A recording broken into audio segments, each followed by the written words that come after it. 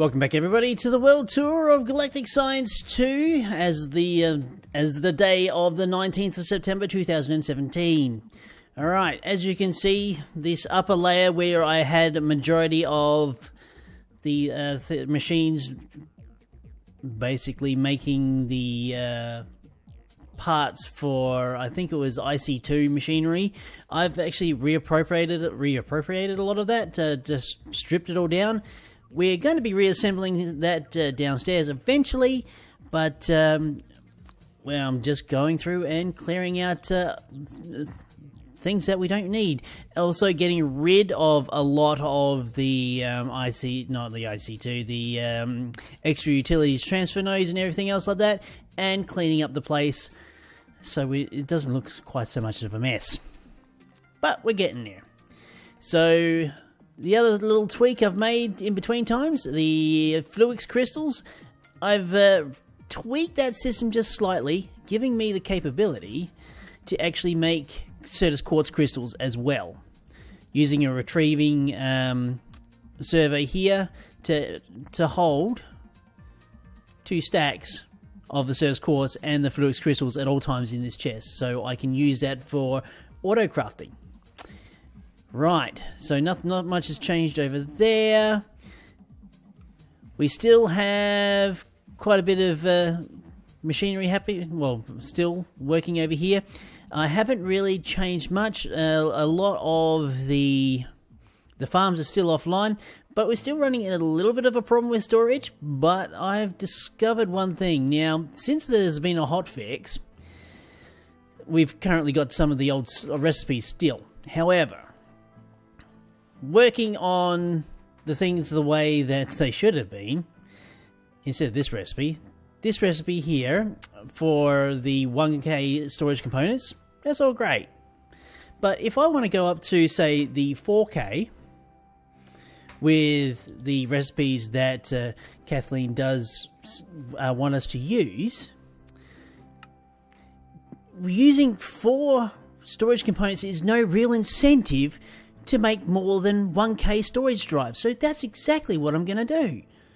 I'm going to make whole banks of 1K storage drives because it's fiscally not, I wouldn't say responsible. It doesn't make any sense. If I want straight storage, I'm just going to make 1K cells and just line a wall. I'll have extra slots to put items in, and storage-wise, it's going to be exactly the same. So there's no real reason to make anything larger than 1K storage cells. So maybe take that with a grain of salt. But that's what we're going to do. That's what I have done. 1K storage cells. There's no need to go any higher than that. Come to that realization a little bit late, but it's okay. We'll move on. Still a little bit messy around here. The cobble gen's still operating exactly the same way. The quarry on Mars is still happening, so it's okay. It's all good. Let's just duck down in here. I've made myself some more 1K crafting cells because we actually needed them for a few things. Still got to rip a few cables out, but again, slowly just taking this stuff away. Let's duck down to the basement. More machines. So many more machines. Right. I think last week we covered the signalium that we're able to craft here. Now I think we've moved the redstone section down. So this is making the iron oxide. So we're making redstone, and then I progressed to making lumen. We need lumen to progress on with the I suppose the next stage of where I'm at anyway. And that is having the capabilities to make the steel drums for... I'd like to increase my fluid storage capabilities, but also that the advanced processors is something we also need later on. I can't exactly remember why, but it's something I really want to get into. Right, now this is... that's right. I taught the machine how to make pistons via chemicals. So we've got iron blocks there. That was also needed at one stage.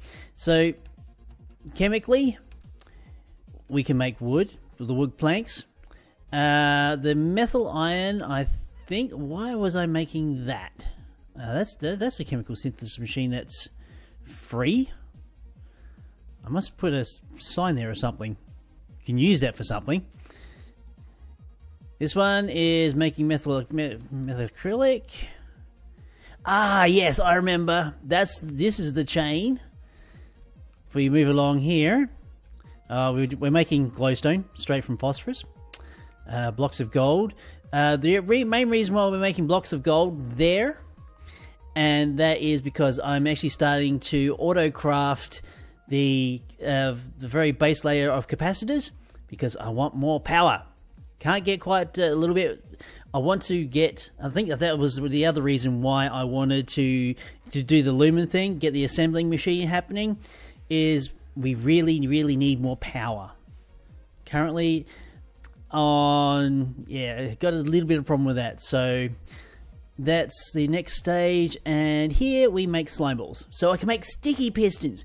The main reason why I taught this machine how to make pistons and sticky pistons, because I really needed to have the capability to get the machine to craft storage buses and be making pistons on my own.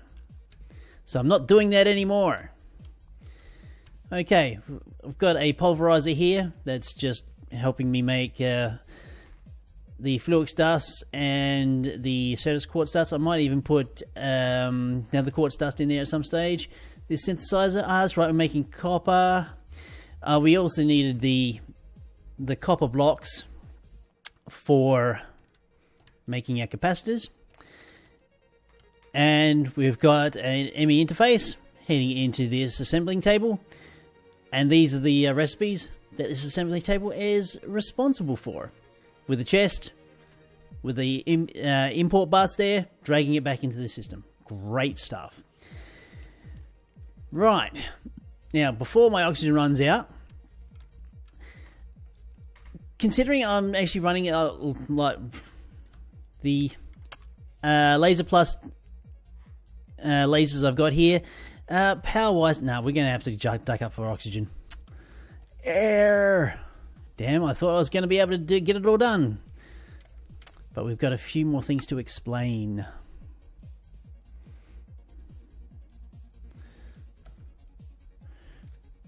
Right. So, heading back down again.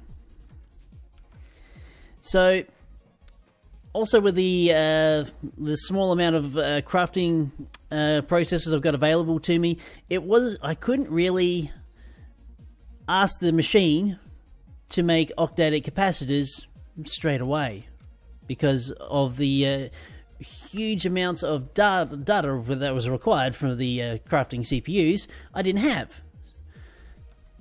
So what I've done in this chest here, we've got a stack and a half of capacitors. We're using level emitters to slowly drip feed in, one at a time, the capacitors I need. And from there, it's a lot cheaper data-wise to come to here, go to capacitor, if I could type. So if I can go craft, say 1, I've got all the alloys there, they're already linked up, so that's great. I can just say, boom, give me another one of those. It's really cool. So if I just check into this here, as you can see, it's just drip feeding me in one capacitor at a time. And it's consistent. I've got enough CPUs to do so. And we're slowly building up the stockpile. So then I can just take that octadic capacitor up to our generators and get a little bit more of a boost on power. Which is good because the amount of lasers I've got, yeah, I really don't have the power source to basically cope with all of it. Now, this chest is eventually going to go. We're going to have everything plugged into AE2. Thermal Dynamics has had its day. Now we've got the capabilities to really start ramping things up with the AE2. We're making the move. And hopefully we'll get some better frame rates out of this place. Because currently it's a little bit janky as hell. And eventually we'll just we'll redo the farms and everything else like that. It's gonna be good. Alright folks, if you want to join me while I live stream the big move as it is, come join me at twitch.tv/Raetac. Follow me there. If you missed the streams, the VODs will be available on the past broadcast page for 14 days after I do the actual stream. So if you're interested, you can catch up with that. All good. If not, well, why not? Most of the streams that we do on Twitch, they generally tend to rock around the 2-hour mark, so that I feel that's not too bad. Could be worse. You must also expect that I'm highly unfocused and go off on my nice go down rabbit holes where I absolutely forget about where I actually started. That happens, and chatting with the chat as well. And hopefully those guys are steering me in the right direction. Yep, I hope to see you there. What else can I say? That's about it, really. Yep. And also the VOD, the video on demand, just before this particular episode, will be in the description below as well. Alright folks, well, I've been Raetac. I'll see you next time.